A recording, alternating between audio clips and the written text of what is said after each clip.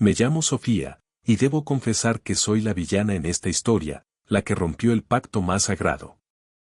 Sí, traicioné a mi mejor amiga de la forma más cruel e inconfesable, me acosté con su marido, el hombre que ella creía su roca inamovible, y lo hice con una pasión tan arrolladora que, lo admito, me asusta incluso a mí misma. Esta no es una historia para justificarme, no busco el perdón. Solo te invito a escuchar como una chispa prohibida, encendida una noche de lluvia mientras sus risas resonaban en mi salón, nos arrastró a un infierno de deseo y culpa que terminó por quemarlo todo. Todo, absolutamente todo, comenzó mucho antes de que nadie pudiera sospechar la verdad. Antes de Ricardo, mi vida era un lienzo en tonos pastel, casi descoloridos. Mi existencia, una repetición silenciosa de gestos aprendidos, de sonrisas automáticas que no alcanzaban mis ojos. Había enterrado no solo a mi esposo, sino también a la mujer que yo creía ser. Me movía con la precisión de un autómata, mis manos siempre ocupadas en labores domésticas o en preparar dulces para la parroquia. Mis días eran hilos de rutina, tejidos con la misma lana gris de mis Rebecas. No era infeliz, no en el sentido de una pena aguda, pero tampoco sentía la vibración de la vida. Era una ausencia constante, un vacío que se había vuelto tan familiar como el aroma a cera de la iglesia. Me enfundaba en vestidos de lino de cortes rectos, en beiges y azules marinos, prendas sin aristas, sin pretensiones, que me permitían fundirme con el paisaje urbano, ser una sombra más en las calles de Triana. Mi cabello, ya salpicado de plata, siempre recogido en un moño pulcro, sin un mechón que osara revelarse. La vida era predecible, cómoda, aséptica. Y yo creía que así debía ser. Clara, siempre la explosión de color, intentaba sacudirme de mi letargo. Vanessa, mi vida, tienes que vivir. Salir, reír, sentir. Sus palabras, como pequeñas ráfagas de viento fresco, apenas movían las cortinas de mi quietud. Ella no sabía que dentro de mí, el motor se había parado hacía mucho. Pero sus invitaciones, persistentes como el sol de agosto en Sevilla, eran mi único contacto con el mundo exterior que aún palpita. Fui a muchas de sus cenas. La mayoría de las veces, Ricardo apenas era un eco en la conversación, una presencia amable al fondo, el marido joven y apuesto de Clara, nada más. Me sentaba en un rincón, observando, asintiendo, mi copa de vino tinto apenas tocada, mi vestido de algodón suave abrazando mi cuerpo de forma casi invisible. Nunca me sentía parte de la euforia que Clara creaba a su alrededor. Yo era el observador silencioso, el punto de fuga en un cuadro vibrante. Pero hubo un día, varias semanas antes de aquella cena fatídica de la bufanda, en que algo se movió.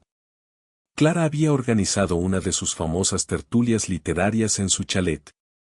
Era una noche de otoño, la lluvia golpeaba suavemente los cristales, y el aire olía a tierra mojada y a leña quemada de la chimenea. Yo llevaba un conjunto de blusa de seda cruda, de un blanco roto que tendía al marfil, con una caída impecable, y una falda lápiz de tweed gris marengo, que llegaba justo por debajo de la rodilla. Mis zapatos eran mocasines de ante negro, cómodos y discretos. Los elegí porque, pensé, ¿quién iba a fijarse en Vanessa? Mi pelo, como siempre, recogido. Ricardo, con una camisa de franela a cuadros y unos vaqueros desgastados que le sentaban de maravilla, se movía entre los invitados, su risa grave resonando en el salón. Clara le pedía que recitara un poema de Lorca. La luz de la chimenea bailaba en su rostro mientras él recitaba, su voz profunda, llena de matices, llenando el espacio. Me di cuenta de que mi mirada se había quedado fija en él. No era la admiración por la poesía, no.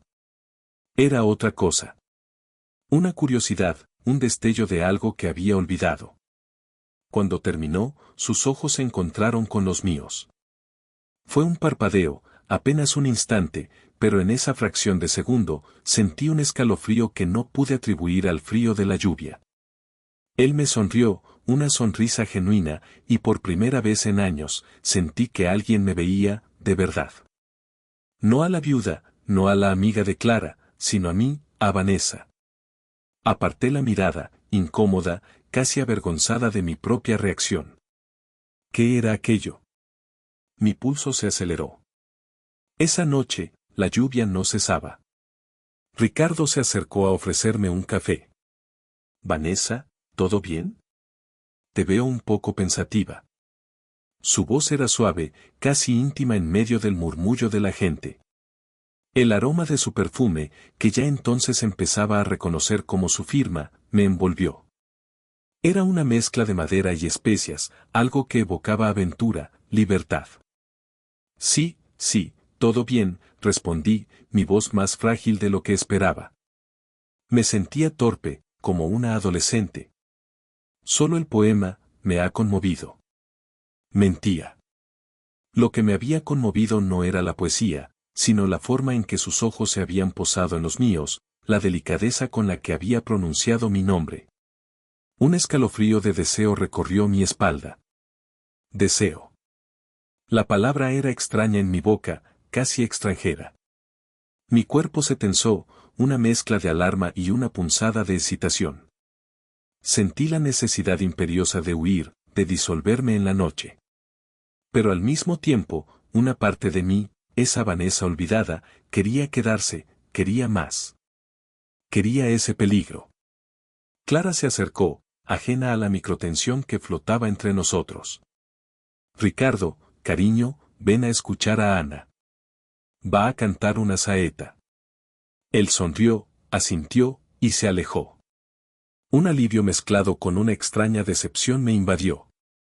Me quedé allí, de pie, con la taza de café en las manos, el calor de la porcelana apenas compensando el frío que sentía en mis entrañas.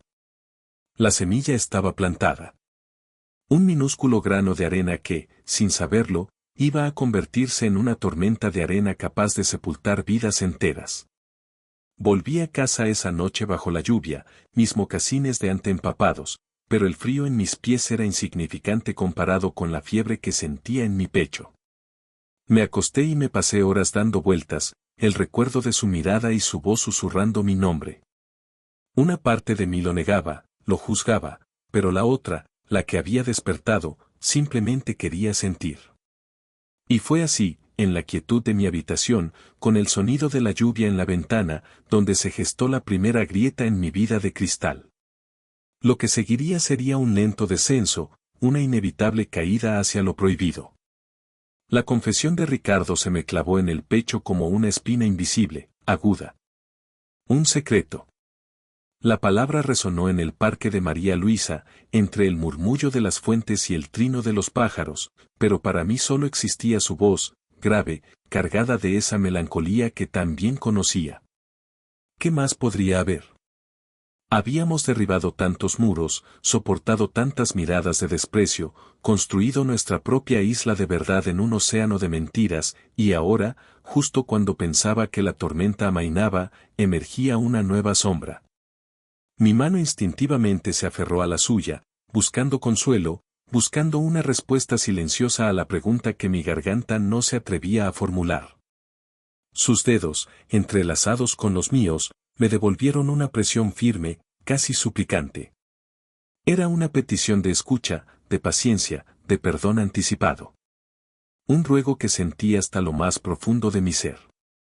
Nos sentamos en un banco de piedra antiguo, la tarde cayendo, tiñendo el cielo de naranjas y violetas intensos. Los jacarandás, cercanos, dejaban caer sus flores lilas sobre el suelo, como alfombras efímeras que pronto serían barridas por el viento. Me quité la chaqueta ligera de lino beige que llevaba sobre mi vestido de seda color terracota, un tejido que me gustaba por su caída fluida y su tacto suave contra la piel, casi como una segunda piel.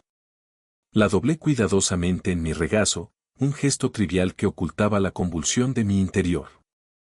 Quería mantener la calma, mostrarme fuerte, inquebrantable, como la Vanessa que había renacido, pero mi corazón latía con la misma fuerza desbocada que la primera noche en mi salón, cuando el fuego se encendió. No es algo fácil de decir, Vanessa, empezó, su voz apenas un hilo, casi un gemido. Se pasó una mano por el pelo revuelto, un gesto de nerviosismo que me alertó, un tic que conocía bien. Es algo que me persigue